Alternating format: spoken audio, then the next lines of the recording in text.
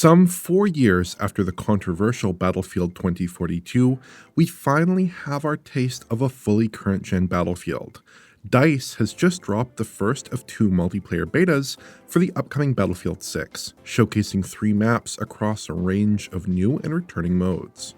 So does Battlefield 6 feel like a worthy franchise follow-up? And can it deliver on the technical pedigree the series is known for?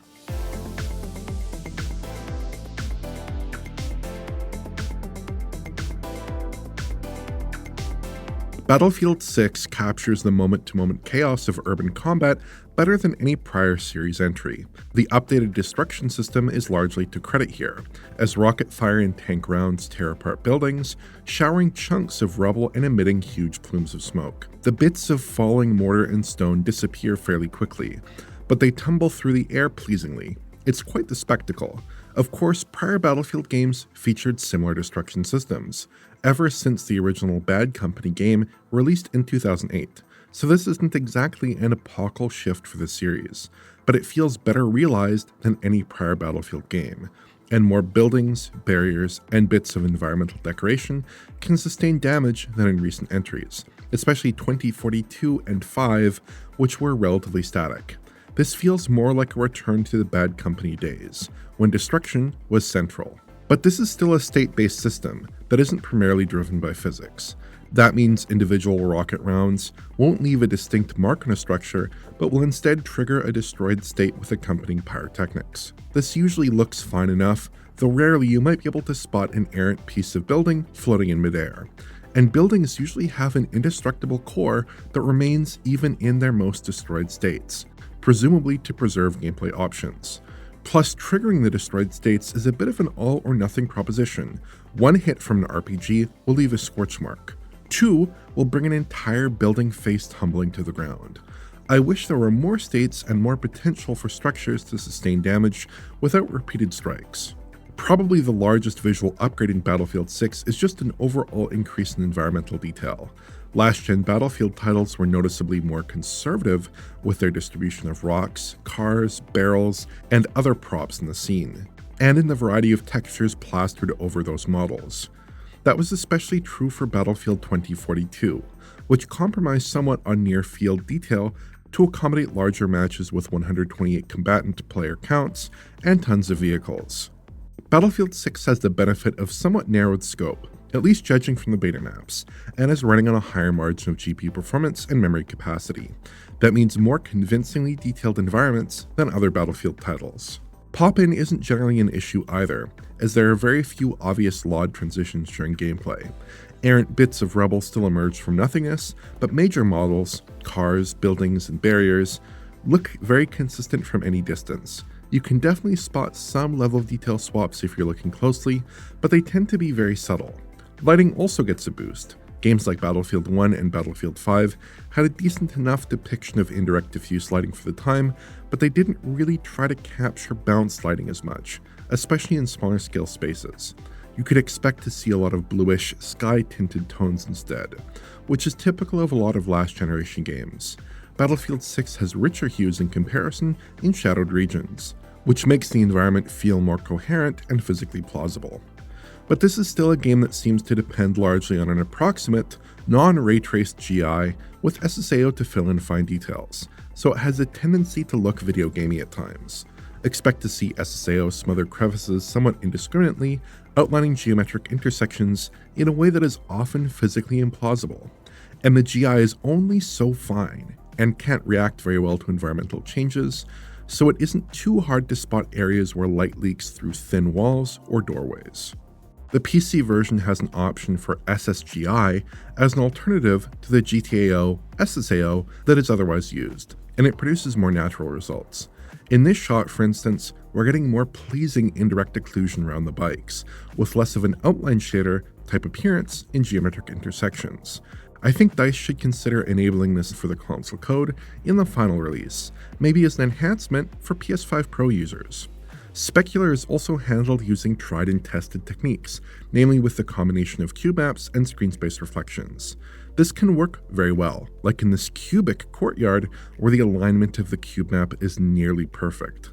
but more poorly aligned, less detailed cube maps are more common, where there's obvious incongruity between relatively accurate screen space reflections and very approximate pre-calculated images. For a large-scale multiplayer game that needs to run at a fast clip on mainstream PC hardware and 5-year-old consoles, I think the lighting generally looks good, but it's a little disappointing that ray tracing appears totally off the table for this series entry, at least in the beta console and PC builds.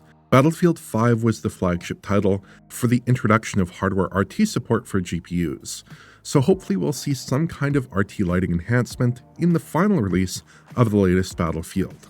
Overall though, Battlefield 6 is clearly a step beyond prior games, and it offers a unique kind of fun. No other game on the market offers this kind of pulse-pounding close-quarters combat mayhem, so it's easy to forgive a few areas where it isn't quite cutting edge. It's also easy to credit the numerous areas where DICE excels, which really sells the large-scale combat fantasy the game is trying to convey. Plus, Battlefield 6 does run extremely well on lower-end kit. I've been showcasing the game on PlayStation 5 so far, and in its default balanced mode it flies at a locked 60 frames per second in my gameplay. Even in the most intense combat moments, I couldn't get it to waver whatsoever. It's totally rock solid, and feels excellent on a gamepad. Menus are an exception, running at 30 FPS, and the shooting range area is also limited to a 30 FPS update for some reason, but the meat of the experience hits a flat 60 FPS line, which is exactly what we want to see in a current-gen console offering. Image quality is also pretty decent. The game is resolving a visibly sub 4K image, and sharpening is a bit excessive, but it's generally reasonably clean and there's no great drama with distracting aliasing or anything like that. Pixel counts come back at a maximum of 1440p, though there's some DRS in play. I expect most of the time though, the game should be well in excess of 1080p, closer to that upper bound 1440p figure. It wasn't immediately clear to me whether this was Frostbite's TAA or AMD's FSR, but comparisons with the PC code suggest FSR. Particles are the big giveaway, as FSR tends to overaccumulate a little bit and displays electrical sparks and red-hot particulates with long ghost trails. It's a reasonable solution to help with DRS-driven drops, and unlike a lot of games with FSR on console, the internal resolution is pretty high. There's another visual option here, which is called the performance mode. At 60Hz and 120Hz output without VRR, this makes the game tear, which doesn't look very flattering. It's when you combine 120Hz and VRR though, that this mode shines, offering FPS readings in the 70 to 110 FPS range or so, without unsightly tearing. I think we're averaging at about 85 FPS, at least judging from these off-screen measurements taken from my monitor. It's easy to feel the difference in motion fluidity and input response, and it brings a bit of that PC-like smoothness to console players. But this is strictly an option for 120Hz VRR displays in my opinion. If you're using a static update or you don't have the ability to go above 60 FPS, it's not especially helpful. My pixel counts here are pretty similar to the balanced mode, coming in at or near 1440p typically. Visual settings are basically a match between the two modes as well, with common tweakables like shadow map resolution and draw distance lining up closely. Finally, the game offers an FOV slider, which lets you push the game's default 90° FOV all the way out to 120 if you please. Again, this brings more of that PC-like feel to console gamers. The higher options will suit competitive players or monitor users.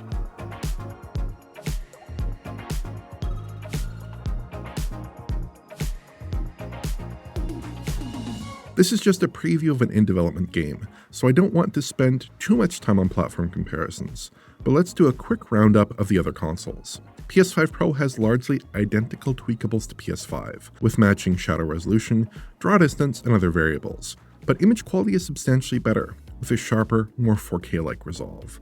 Internal counts come in just a touch above PS5, but the actual resolved image looks far superior. I think PS5 Pro is using PSSR here instead of FSR. There are some clues in these shots, like the difference in foliage resolve between PC with FSR and PS5 Pro, and the clarity delta in favor of the Pro when moving through a scene. Particles provide another clue. There are no long trails on Pro, unlike on PC with FSR.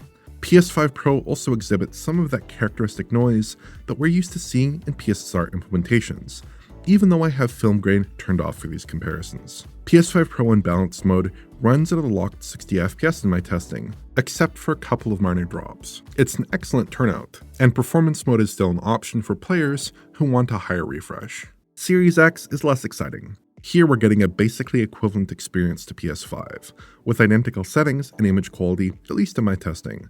Performance is mostly a match as well, though it does have a tendency to stick a 33 millisecond or 50 millisecond frame in the mix sometimes. More exacting comparisons will have to wait for a review of the retail code, but in general it seems like any distinctions with PS5 will probably be minor. Series S looks respectable enough. Image quality does take a hit relative to Series X though, with pixel counts landing in the 1080p range. Certain tweakables also take a hit like shadow map resolution, which is much lower on Series S. Screen space reflections also don't make the cut, with cube maps exposed instead. Frame rates are good here, but not quite perfect, with fairly frequent drops beneath 60 FPS. These pop up more often than on Series X, but don't distract too heavily from the experience. Curiously, the performance mode option available on the other machines isn't present here, leaving the default 60 FPS mode as the sole selection. Battlefield 6 definitely translates to Series S better than a lot of recent high-profile releases, though that probably speaks to some conservatism in the game's graphical makeup.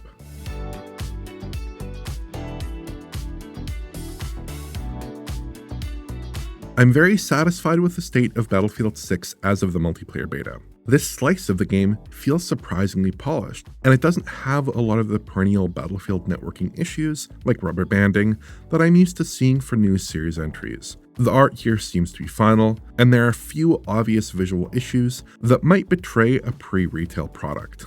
I don't really feel the need to caveat my impressions too much with the reality that things may improve in the release build, because these maps and modes feel very shippable at the moment. Graphically speaking, I think Battlefield 6 mostly delivers a good experience that tracks closely with player desires.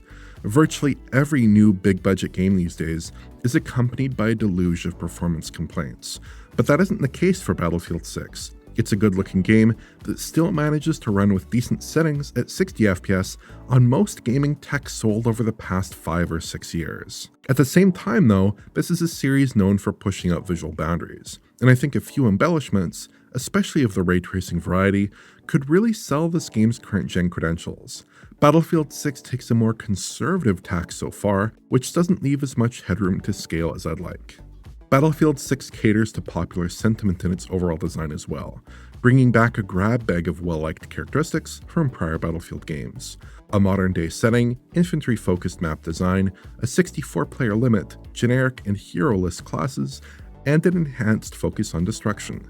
It feels familiar in pleasing ways while demonstrating a level of mechanical polish that feels top-notch. It's not necessarily pushing the franchise in any interesting new directions, but so far it offers an expert execution of the Battlefield formula. So Battlefield 6's multiplayer beta is very promising.